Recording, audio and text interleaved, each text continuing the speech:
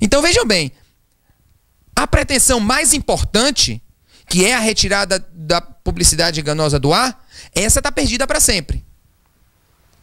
Mas a pretensão individual dos membros do grupo, essa não, essa é sagrada, está sagrada e sacramentada pela Constituição Federal, pelo devido processo legal, e essa é protegida pela coisa julgada secundum eventum litis. O mais importante se perde. O menos importante está garantido. Claro, é pelo menos alguma coisa que não se perde. Faz sentido. Mas o grande problema é a falsa sensação de segurança que essa norma nos dá. Parece que estamos seguros, porque muitas pessoas, quando comentam o tema, dizem: não, a coisa julgada no processo coletivo é secundum eventum litis, portanto ela nunca prejudica e sempre beneficia. Aí está a farsa. Porque essas pessoas dizem, inclusive por escrito, em artigos, em livros, essa ideia de GIDE, de representação adequada, ela é desnecessária, porque a coisa julgada coletiva nunca prejudica o grupo. Então, para quê controlar a adequação do representante? Para que dar uma notificação adequada aos membros do grupo, se a coisa julgada nunca prejudica o grupo? Então, essa mentira, essa farsa, ela tem um prejuízo, ela dá uma falsa sensação de segurança que faz até com que o próprio juiz relaxe na hora de dar uma sentença, porque ele pensa: eu vou dar uma sentença denegatória, eu vou dar uma sentença negativa de mérito, porque eu não estou prejudicando ninguém. E aí que o juiz se engana, ele está prejudicando sim, porque a ação coletiva jamais será proposta. E com que eu quero substituir a coisa julgada secundum eventum litis? Porque não adianta só criticar sem dizer o que a gente vai colocar no lugar. Eu quero substituir a coisa julgada secundum eventum litis pela coisa julgada pró e contra. Mas é preciso algumas válvulas de escape. Como, por exemplo, o controle judicial da representação adequada, que já falamos há pouco tempo. Há uma notificação adequada dos membros do grupo, da qual também falamos.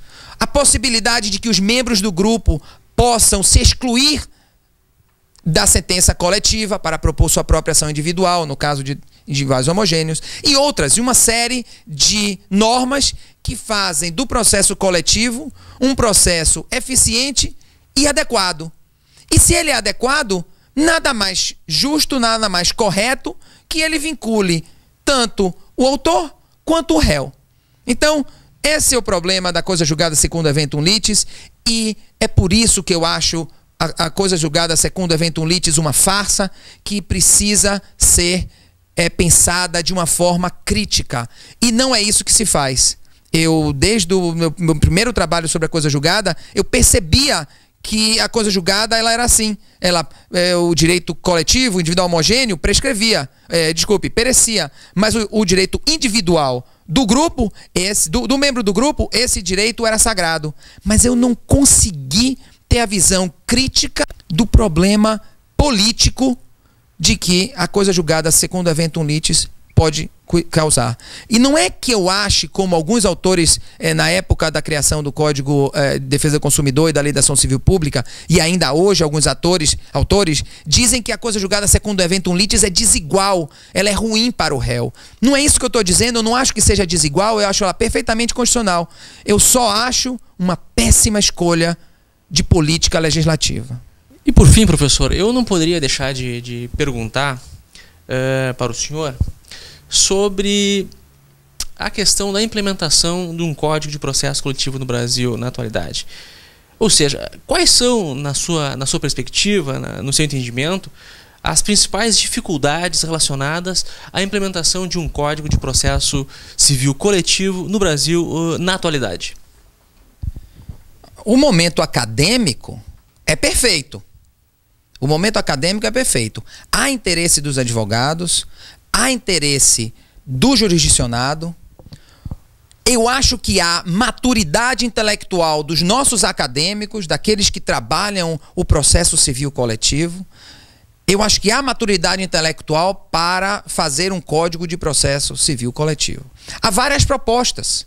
Umas são melhores que outras, mas eu confio que os juristas o legislador consiga separar o joio do trigo e consiga fazer um código de processo civil coletivo que seja um orgulho para o Brasil e uma demonstração de efetividade processual para o exterior. Resta saber se esse é o momento político ideal.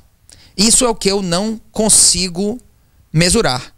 Precisamos de um termômetro político para saber se o momento é o ideal. Uns dizem que não, em face de várias leis que atacaram a efetividade do processo civil coletivo brasileiro, modificando a coisa julgada do artigo 16 da Lei da Ação Civil Pública, criando uma série de empecilhos à efetividade e à propositura de ação coletiva, principalmente contra o governo.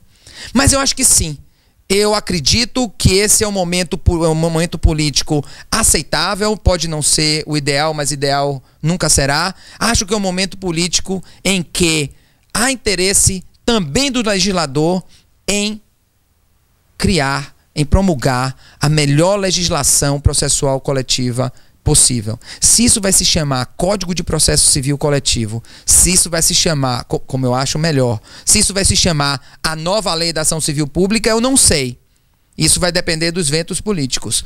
Mas eu acho que é possível sim, e eu espero voltar aqui daqui a uns 4 anos para conversar com você, Walter Ney, sobre essa nova lei, que eu tenho certeza que vai acontecer.